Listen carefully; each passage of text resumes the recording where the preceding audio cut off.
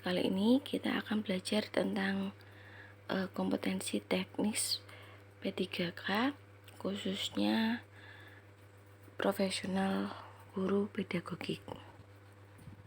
Soal yang pertama, setelah dilakukan tes praktek menulis doa, selanjutnya Pak Andi berencana melaksanakan tes tertulis sebagai program remedial. Tes tertulis tersebut diberlakukan bagi para peserta didik yang belum mencapai KKM. Berdasarkan ilustrasi tersebut menunjukkan Pak Andi akan melakukan tes tertulis untuk mengukur objek evaluasi pada ranah A. Afektif, B. Kognitif, C. Psikomotorik, D. Konasi, E. Behavior. Nah, kita lihat. Awalnya memang Pak Andi melakukan tes praktek, namun kita jangan terjebak pada kata itu. Kita lanjutkan lagi. Selanjutnya Pak Andi berencana melaksanakan tes tertulis sebagai program remedial. Nah, tes tertulis tersebut diberlakukan bagi para peserta didik yang belum mencapai KKM. Berdasarkan ilustrasi tersebut, Pak Andi akan melakukan tes tertulis. Jadi jawabannya yaitu yang B, kognitif.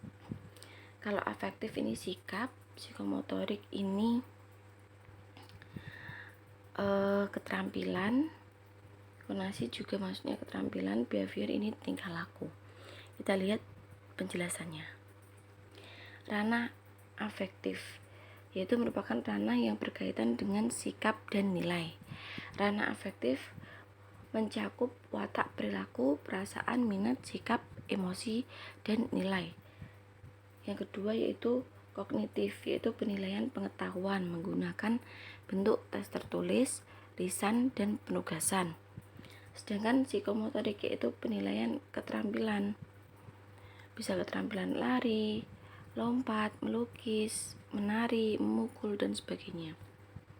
Konasi ini penilaian kehendak, maksudnya juga keterampilan. Behavior, penilaian perilaku, bisa pengetahuan dan juga keterampilan. Kita next ke soal selanjutnya.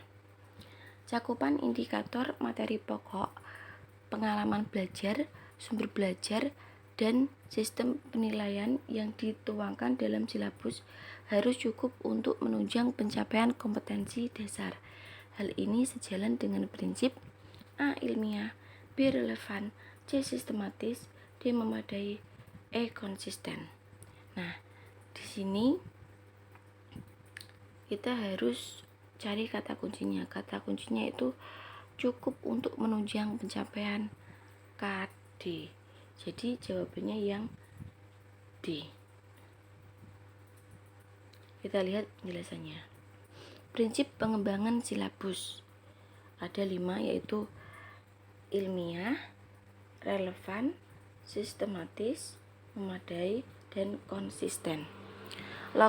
Ilmiah sendiri artinya logis dan benar, dapat dipertanggungjawabkan isinya, isi dari silabus itu sendiri.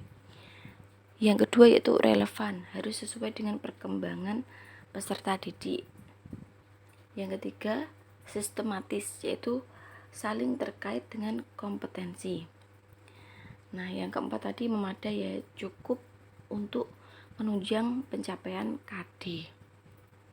Sedangkan konsisten yaitu adanya konsistensi masing-masing komponen silabus. Kita lanjut ke soal selanjutnya. Penilaian berbentuk penugasan yang bertujuan untuk mengukur kemampuan peserta didik menghasilkan karya tertentu yang dilakukan secara berkelompok adalah A. Penilaian proyek, B. Penilaian portofolio, C. Penilaian jurnal, D. Penilaian kinerja, E. Penilaian diri. Di sini kata kuncinya yaitu menghasilkan karya yang dilakukan secara berkelompok. Jadi jawabannya yaitu yang A. Penilaian proyek. Karena portofolio ini berupa kumpulan lembar-lembar siswa yang disatukan, biasanya gitu, ditaruh kayak map itu. Nah, ini kinerja ada dua, proyek dan produk. Kita lihat penjelasannya ya. Penilaian proyek yaitu penilaian keterampilan menyelesaikan proyek tertentu dilakukan berkelompok. Penilaian portofolio merupakan penilaian keterampilan berupa kumpulan karya siswa yang dikumpulkan, ditaruh biasanya di dalam map. Penilaian jurnal ini merupakan penilaian sikap, bukan penilaian keterampilan. Ya, penilaian kinerja ini juga merupakan penilaian keterampilan, fokus pada proses dan hasil, kayak praktek gitu ya biasanya. Penilaian diri termasuk penilaian sikap, unsur penunjang, berarti penilaian sikap itu ada jurnal dan juga diri. Tapi yang utama yaitu jurnal, yang penilaian diri maksudnya ke unsur penunjang. Kita next ke soal selanjutnya. Dalam memberikan nilai pada penilaian harian, Pak Aan, guru bahasa Jawa, melakukan pengkategorian. Siswa yang skor tesnya di bawah 40 maka mendapatkan nilai 70. Skor antara 40 sampai 50 mendapatkan nilai 80. 80. Dan skor di atas 50 akan diberikan nilai 90. Hal tersebut adalah jenis penilaian: A. Penilaian acuan patokan, B. Penilaian acuan norma, C. Penilaian objektif, D. Penilaian terpadu, E. Penilaian menyeluruh. Nah, kita fokus. Ini ya, di sini skor di bawah 40 mendapatkan nilai 70. Skor antara 40 sampai 50 mendapatkan nilai 80. Skor di atas 50 mendapatkan nilai 90. Jadi ini termasuk penilaian acuan norma. Kalau patokan ini berdasarkan dengan KKM. Kita lihat penjelasannya. Ini penjelasannya. PAP atau penilaian acuan patokan merupakan suatu cara menentukan kelulusan siswa dengan menggunakan sejumlah patokan didasarkan pada batas kelulusan atau KKM. Nah, soal yang ini tadi kan tidak pakai KKM tapi acuannya norma. Yang penilaian acuan norma atau PAN adalah penilaian yang dilakukan dengan mengacu pada norma kelompok atau nilai-nilai yang diperoleh siswa dibandingkan dengan nilai siswa lain dalam kelompok. Kayak ini tadi, dibandingkan di bawah 40 mendapatkan nilai 70 kayak gitu ya. Terus penilaian terpadu itu berarti penilaian oleh pendidik merupakan salah satu komponen kegiatan pembelajaran dilakukan secara terus-menerus. Penilaian menyeluruh dan berkesinambungan berarti penilaian mencakup semua aspek kompetensi. Sedangkan penilaian objektif yaitu penilaian didasarkan pada prosedur dan kriteria yang jelas tanpa dipengaruhi oleh subjektif penilai, dipengaruhi orang lain. Kita next ke soal selanjutnya.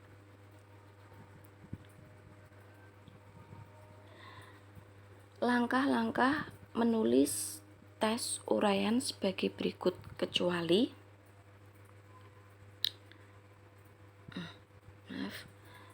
A. Melakukan analisis KI dan KD serta indikator. B. Mendefinisikan tujuan-tujuan pembelajaran dan lingkup bahan ajar yang mestinya diungkap. C. Menyusun kisi-kisi. D. Membuat atau menulis soal. E. Membuat pedoman penskoran. Di sini yaitu langkah menulis soal tes uraian. Nah, namun pertanyaannya yaitu kecuali, berarti yang bukan termasuk langkah tes uraian, yaitu yang A. Kita lihat penjelasannya. Langkah menulis tes soal uraian yaitu 1. Mendefinisikan tujuan pembelajaran dan lingkup bahan ajar yang mestinya diungkap. Yang kedua, langsung menyusun kisi-kisi. Setelah menyusun kisi-kisi, kita menuliskan soal. Setelah membuat soal dan kunci jawaban, kita mengorganisasikan tes menurut tipe soal yang dibuat. Terus kita membuat pedoman perskoran. Setelah itu mengadakan uji coba dan membuat revisi soal. Seperti itu. Terima kasih. Pembelajaran tentang kompetensi teknik P3K dengan profesional pedagogik guru. Terima kasih. Wassalamualaikum warahmatullahi wabarakatuh.